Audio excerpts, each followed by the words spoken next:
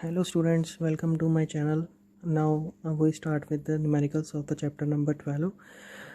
So the first numerical of the chapter is the two lamps, one rated 100 watts at 220 volt and the other rated 60 watts at 200 volts are connected in parallel.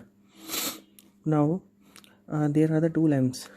हमारे पास दो lamps हैं हमारे पास, जिसमें एक का 100 वाट जो power है और दूसरे की 60 वाट पावर है, और दोनों को जो इलेक्ट्रिसिटी सप्लाई जो वोल्टेज का सप्लाई मिल रहा है वो है 220 वोल्ट। उनको किससे कनेक्ट किया गया है? पैरेलल में कनेक्ट किया गया है इन इलेक्ट्रिकल मेन सप्लाई।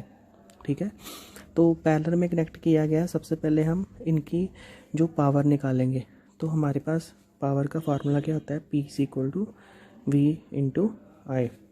हमारे पास जो वोल्टेज है वो V है और करंट है I और P है पावर। ठीक है, तो हमने P = VI, पहले तो हम पावर, दोनों की पावर्स को ऐड करेंगे। दो लैंप्स की पावर है, एक है 100 वाट और दूसरी है 60 वाट। तो हमारे पास P की वैल्यू कैसे निकलेगी? P1 + P2। तो दोनों की पावर्स को ऐड करेंगे, 100 + 60, तो ये बार हमारे पास आ जाएगा 160 वाट। ठीक है, तो आपको पता है वोल्टेज की वैल्यू आपको गिवन है, पोटेंशियल डिफरेंस की वैल्यू आपको गिवन है 220 वाट। तो हम फार्मूला लगाएंगे P = VI। P की वैल्यू हमारे पास है 160 और V की वैल्यू है 220, और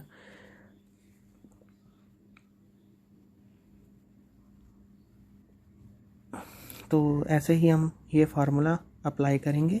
फार्मूला अप्लाई करने के बाद इधर हमारे पास I बच जाएगा। यहाँ से हम करंट की वैल्यू निकाल लेंगे। हमने जो क्वेश्चन में क्या हमें गिवन था कि हमारे पास जो पावर तो गिवन थी, वोल्टेज गिवन थी, हमने उनको पैरेलल में कनेक्ट किया गया था। फिर हमने करंट जो है उसकी करंट की वैल्यू निकालनी थी। तो 0 से 0 कट जाएगी, यहाँ पे 11 आ जाएगा, यहाँ पे 8 आ जाएगा। तो जब हम इसको फर्दर कैलकुलेट करेंगे तो हमारे पास I की वैल्यू आ जाएगी 0.727 एम्पियर। ठीक है, तो आगे हमारे पास जो सेकंड क्वेश्चन है, which uses more energy, 250 watt TV set in 1 hour और 1200 वाट टोस्टर इन 10 मिनट्स। ठीक है, हमारे पास दो चीज़ें हैं। एक तो है टीवी सेट जिसकी वोल्टेज है 250 वाट, और कितने आवर में? 1 आवर में उसकी कंजप्शन कितनी होगी एनर्जी की। ठीक है, और दूसरा है 1200 वाट का टोस्टर है इन 10 मिनट्स, तो उसकी कितनी कंजप्शन होगी। हमने एनर्जी की वैल्यू निकालनी है कि हमारे पास कितनी कंजप्शन आ रही है। तो सबसे पहले हमारे पास जो टीवी सेट है उसकी जो वॉटेज है, ठीक है, वो हमारे पास कितना है? W की वैल्यू कितनी है? 250 वाट। तो हम ये हमारे पास एनर्जी कंज्यूम्ड है। तो हमारे पास जो टाइम कितना लिया है इसने 1 आवर, तो ये कितना आएगा? 250 वाट आवर। ठीक है, तो ये किसका था? टीवी सेट का। ठीक है, नेक्स्ट हमारे पास कितना है? टोस्टर का। टोस्टर जो है वो कितने वाट का है? 1200 वाट, और उसने कितना टाइम हमने उसको चलाना है? 10 मिनट्स। ठीक है, तो आपको पता है कि 1 आवर में कितने मिनट्स होते हैं? 60 मिनट्स होते हैं। ठीक है, तो इसको हमने आवर्स में कन्वर्ट करना है, तो क्या करेंगे?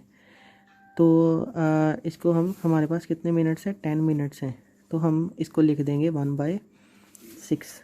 ठीक है, 1/6 आवर। तो 10 मिनट्स को हम किसके बराबर लिख देंगे? 1/6 आवर के। इसको हम मल्टीप्लाई करेंगे, देंगे 1/6 आवर से।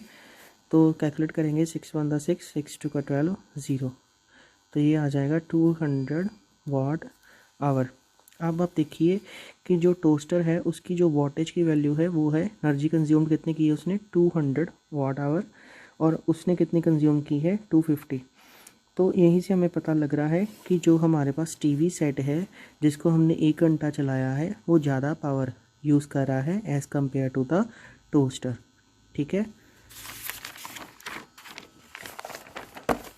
हाँ जी। नेक्स्ट हमारे पास जो क्वेश्चन है वो है, how would be the reading of the volt meter. Volt meter की रीडिंग कितनी होगी कितना चेंज आएगा जब हमने उसको कनेक्ट कर दिया गया है बी टू सी, यहाँ से यहाँ तक कनेक्ट कर दिया गया है, तो उसकी रीडिंग में क्या फ़र्क आएगा। ठीक है, हमने इस आंसर को जस्टिफाई करना है।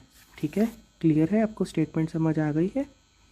स्टेटमेंट में हमारे पास क्या है, एक जो वोल्ट, हमारे पास एक वोल्ट मीटर लगा गया है हुआ है, और एक हमारे पास बैटरी लगी हुई है, ये की लगी हुई है, की को हम के साथ नोट करते हैं, और हमारे पास जो वोल्टेज की वैल्यू है वो 3 वोल्ट है, और एक यहाँ पे रेजिस्टेंस है 1 ओम, यहाँ पे रेजिस्टेंस है 3 ओम, और यहाँ पे जो रेजिस्टेंस है वो है 2 ओम। ठीक है, तो हमने चेंज फाइंड आउट करना है। किस में चेंज फाइंड आउट करना है, जब हमने बी से सी में जो रीडिंग है वोल्टेज उसको कनेक्ट कर दिया है। वोल्टेज हमारे पास पहले 1 ए टू बी कनेक्टेड है, फिर हमने उसको बी टू सी कनेक्ट करना है। तो सबसे पहले हम क्या करेंगे, इसमें हम रेजिस्टेंस की वैल्यू निकालेंगे। रेजिस्टेंस हमारे पास क्या है, R1 + R2 + R3, सीरीज पे लगी है ना तीनों, तो रेजिस्टेंस का फार्मूला क्या होता है, R1 + R2 + R3, तो इसका मतलब है 1 + 3 + 2, तो रेजिस्टेंस की वैल्यू क्या आ गई हमारे पास 6 ओम्स। ठीक है, यहाँ तक क्लियर है। रेजिस्टेंस की वैल्यू हमारे पास क्या आ गई है 6 ओम्स।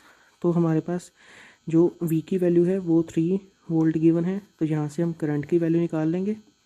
करंट की वैल्यू कैसे आएगी, हमारे पास आपने पढ़ा है ओम्स लॉ का फार्मूला क्या होता है, V = ओम्स लॉ का फार्मूला है V = IR। तो यहाँ से आप I की वैल्यू निकाल लेंगे V/R। ठीक है, ये रिलेशन आपने पढ़ा है, कहाँ पे पढ़ा है, ओम्स लॉ में।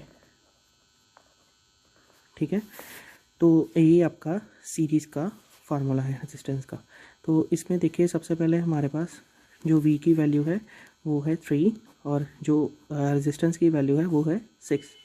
तो यहाँ से आपने फाइंड आउट किया कि ये वैल्यू आ रही है हमारे पास 1/2, और करंट हमने किस में रखा है, एम्पियर्स में। इसको हम ऐसे भी तो लिख सकते हैं 0.5 एम्पियर्स। ठीक है, ये हमारे पास करंट की वैल्यू आ चुकी है। अब आपने इसको किस में कनेक्ट करना है, बी से सी में। ठीक है, अब आपके पास करंट है, जब आपने बी से सी कनेक्ट किया तो आपके पास जो रेजिस्टेंस है, रेजिस्टेंस कौन सी है, रेजिस्टेंस की वैल्यू है आपके पास इस लेट से इसको मान लेते हैं, ये आपके पास R2 थी ना, R2 की वैल्यू कितनी है 3 ओम। वोल्टेज की वैल्यू आपने फाइंड आउट करनी है, और करंट की वैल्यू आपके पास अभी आपने निकाल लिया सर्किट में, तो करंट सेम ही फ्लो कर रहा है, तो करंट की वैल्यू वही रहेगी। तो फार्मूला क्या है, V = IR। V की वैल्यू हमने निकालनी है, I की वैल्यू हमारे पास 0.5 है, और रेजिस्टेंस की वैल्यू 3 है। तो जब हमने 3 को 0.5 से मल्टीप्लाई करते हैं तो हमारे पास 1.5 वोल्टेज की वैल्यू आ जाएगी। तो इसका मतलब है कि जब हमने B टू C हमने जब उसको वोल्टेज को अप्लाई करना है सर्किट में, तो हमारे पास वोल्टेज की वैल्यू है 1.5 वोल्ट्स।